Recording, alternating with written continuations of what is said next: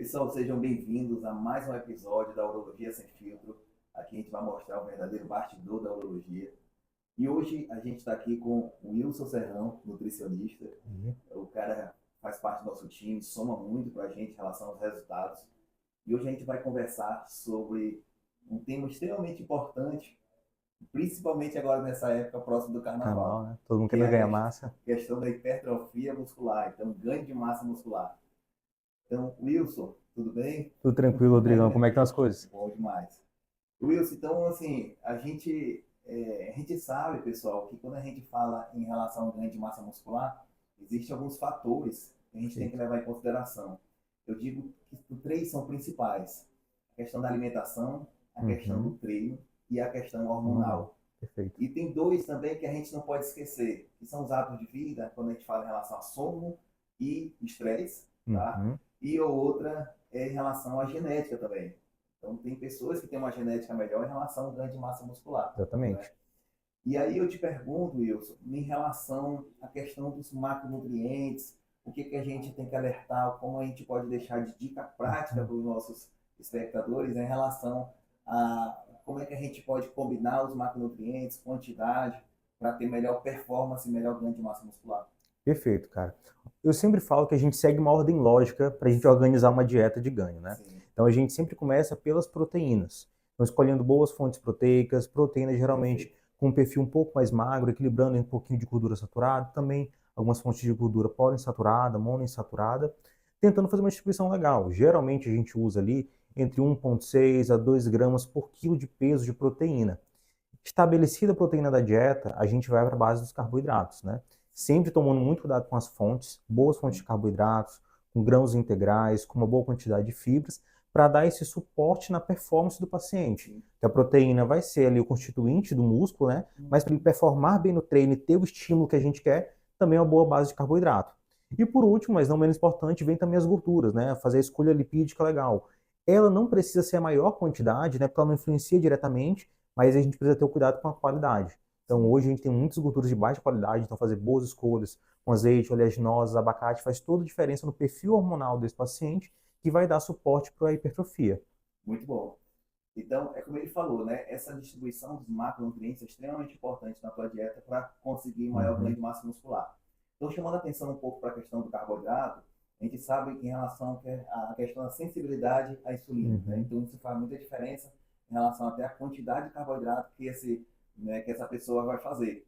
Então, pessoal, é muito simples. A pessoa que tem maior sensibilidade à insulina, ela pode abusar mais um pouco do carboidrato em uhum. maior quantidade, né? Isso. E Perfeito. aí, o cara que tem uma resistência maior à insulina, aí esse paciente, né, essa pessoa já vai tá mais preocupado em relação ao carboidrato, porque o excesso do carboidrato pode se transformar em gordura, né? Perfeito. E até por isso é tão importante a gente falar da fonte do carboidrato. Sim, Porque, como o Rodrigo falou, se eu tenho uma resistência insulínica maior, eu tenho uma inflexibilidade metabólica. Então, esse paciente ele tem uma dificuldade de utilizar a gordura como fonte de energia e esse carboidrato acabar sendo estocado como mais gordura. Então, esse paciente que está inflexível, com uma resistência insulínica alta, não adianta eu querer lotar ele de carboidrato, que ele não vai sim. performar mais. Eu tenho que primeiro trabalhar ali as fontes de carboidratos com índice glicêmico controlado, uma boa quantidade de fibras, para melhorar esse estado geral da insulinemia dele, e aí sim eu vou conseguir utilizar esse carboidrato com eficiência. É importante destacar também, em relação à questão dessa sensibilidade à insulina, que muitas vezes é interessante fazer uma estratégia de emagrecimento primeiro, Uhum, para depois chegar, para depois passar para o plano de ganho de massa muscular. perfeito. Um outro tema importante em relação à questão do carboidrato antes do treino. É importante isso, o carboidrato antes do treino? Quanto tempo eu tenho que fazer esse carboidrato antes do treino? Como é que essa fonte, já que tu falaste que o carboidrato, pessoal, é Uhum. uma fonte de energia, vai dar mais energia para a gente no treino. Então, tem alguma dica prática em relação a isso? Tem sim, cara. A primeira coisa que a gente faz é olhar para o perfil do treino desse paciente, né? Então, se for um treino com um perfil que a gente chama de mais glicolítico, né, que utiliza mais o glicogênio muscular, como Uhum. por exemplo até uma musculação, um treino de crossfit, um treino de artes marciais, Sim, esse carboidrato logo antes do treino não é tão importante. A gente tem que pensar no suporte total dele ao longo do dia, perfeito. se o treino for cedo, principalmente no suporte do dia anterior. Uhum. Agora, se o praticante vai fazer uma atividade ali mais de endurance, como um ciclismo, uma corrida, é, aí se torna muito interessante um carboidrato de mais rápida absorção. Pode ser, às vezes, algum doce em pequenas quantidades, de forma controlada, ou um gel de carboidrato, ou um carboidrato em pó, como uma maltodextrina, um oximase, para dar essa energia rápida que vai ser utilizada ali durante o treino. Perfeito. Falando um pouco também em relação ao nosso outro macronutriente, que é super importante em relação à construção da massa muscular, que são as proteínas.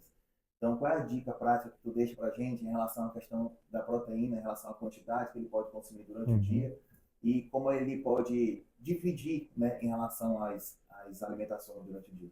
Perfeito. Proteína é muito interessante a gente falar, porque geralmente o pessoal sempre faz uma associação de quanto mais, melhor.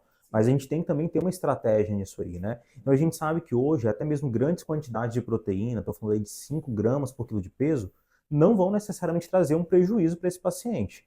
Mas também não quer dizer que seja necessário. A gente costuma utilizar ali em dietas de emagrecimento de 2 a 2,5 gramas por quilo de peso.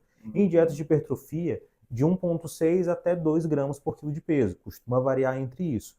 Podendo até ser mais, dependendo da aderência do paciente, né? Gosta um pouco mais de comer uma carne, frango, em detrimento do carboidrato, mas não por necessidade. E aí, como que é legal da gente fracionar isso? Também não é interessante que eu jogue muita proteína em uma refeição só, porque o paciente até absorve, mas não consegue utilizar isso para síntese proteica. Então, a gente costuma dividir ali pelo menos 3 ou 4 refeições proteicas no dia. O ideal é a gente fracionar em todas as refeições, mas pelo menos 3 ou 4 refeições ao dia com uma boa quantidade de proteína. Perfeito. E assim, eu acho que muita gente tem dúvida também em relação à questão do horário, né? Antes, consumir proteína antes do treino, depois do treino, isso faz alguma diferença? O que tu recomenda em relação a isso? Faz sim, cara. Eu vejo constantemente o pessoal postando ali a sua refeição pré-treino, às vezes com muita proteína, o que nem vai ter tanto sentido, porque isso acaba retardando a absorção do carboidrato, que para a opção pré-treino não é tão interessante. Mas a gente sabe que na janela pós-treino, a gente tem uma absorção proteica melhor. E principalmente a gente está com uma janela metabólica mais propícia a utilizar essa proteína para nossa síntese proteica. Então, no pós-treino é muito interessante, principalmente se utilizar ali talvez de um whey protein para fazer uma sinalização mais rápida, uma absorção proteica mais rápida. É bem legal para a gente estimular mais a proteína. Perfeito. Um outro ponto importante que a gente tem que destacar em relação ao ganho de massa muscular é a parte hormonal. Então, a testosterona faz muita diferença em relação ao ganho de massa muscular. A gente sabe que tem estudos, quanto maior a taxa de testosterona, mais o paciente tem aumento de força e aumento de massa muscular. E aí, pessoal, entra a questão dos esteroides anabolizantes. Os esteroides anabolizantes, eles são moléculas semelhantes à testosterona, que vai ter uma intenção de ter maior ganho de massa muscular com menos efeito colateral. Então, a questão da escolha do esteroide anabolizante vai depender muito do perfil do paciente, tá? Em relação à idade também, em relação a comorbidades, doenças associadas, porque o esteroide anabolizante muitas vezes pode trazer alguns prejuízos, principalmente em relação à parte cardiovascular dos pacientes.